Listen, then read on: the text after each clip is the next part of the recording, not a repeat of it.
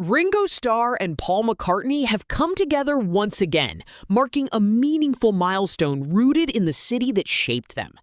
Decades after the Beatles changed the course of music between 1960 and 1970, the two old friends reconnect in a way they had never done before.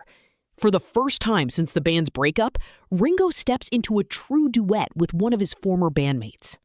The moment arrives through Paul's upcoming album, The Boys of Dungeon Lane, set for release on May 29.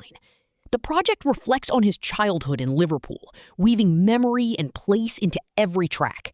Ringo joins him on a song called Home to Us, a piece that captures their shared beginnings and the lasting imprint of their hometown.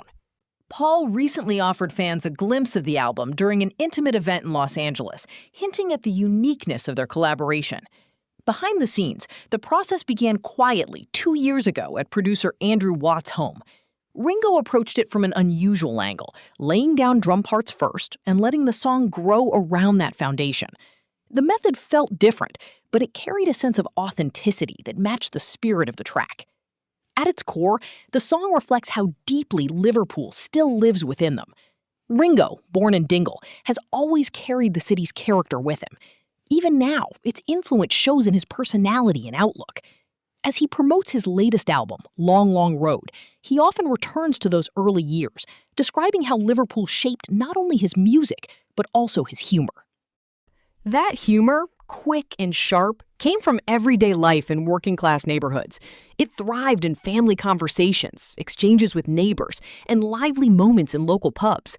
People learned to respond instantly, often turning words into playful comebacks.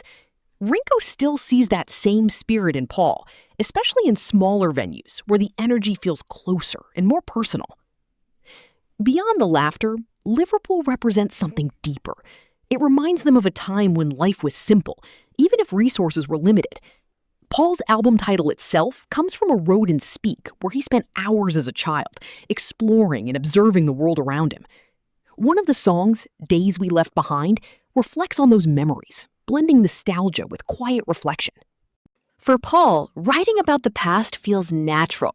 Memories of Liverpool continue to shape his torches craft, from the streets he once walked to the friendships that defined his youth.